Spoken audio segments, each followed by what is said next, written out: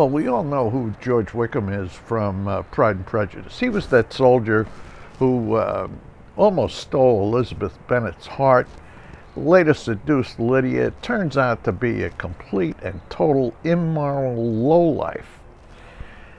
And he's the polar opposite of Darcy. In fact, Darcy won't talk to him because of how unfairly Wickham has treated Darcy's family. Now, how about Willoughby? Well, first, let me set the stage. The book, Sense and Sensibility, concerns a woman, a Mrs. Dashwood, who has three daughters, Eleanor, Marianne, and Margaret. Now, Margaret isn't in the story very much at all, and in the first few pages, Jane Austen explains what the sense is, and that's the character equated to Eleanor. Sensibility is equated with Marianne. She's totally emotional, really almost totally dominated by her emotions. Now, Willoughby comes along, and what he does is he more or less seduces Marianne. Then he throws her over in order to hook up with some woman who's got a whole lot more money. Willoughby, is without a doubt the worst character in Sense and Sensibility, but he's got a lot of competition, including Mrs. Dashwood's, Eleanor's mother, Mrs. Dashwood's, I guess you'd call her daughter-in-law Fanny, her son, Sir John Dashwood. They're pretty bad.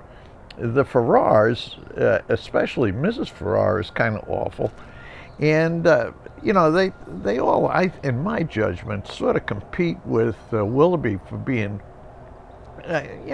reprehensible type characters. But Willoughby, without a doubt, is the absolute worst.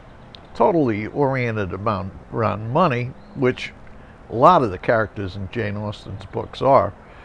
And even though he comes up with a kind of a half-hearted, half-assed apology to Eleanor towards the end of the book, that didn't cut any ice with me. I mean, it certainly did with Eleanor. It changed her thinking about him, and apparently had a similar effect on Marianne and the mother. And, of course, like other Jane Austen novels, everything works out pretty well. Eleanor gets hooked up. Marianne ends up getting hooked up with Colonel Brandon. And Colonel Brandon, in some respects, is kind of similar to Darcy.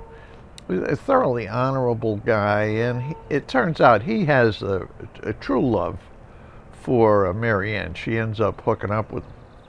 Now, I'm not going to say Sense and Sensibility is anywhere near as good as Pride and Prejudice. In my opinion, it is not.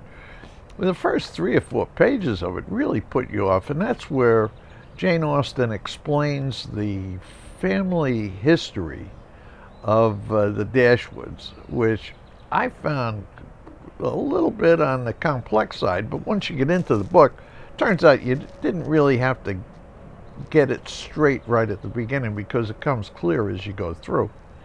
Second thing I really didn't care for is the book is totally dominated by Marianne's upsetment and so on.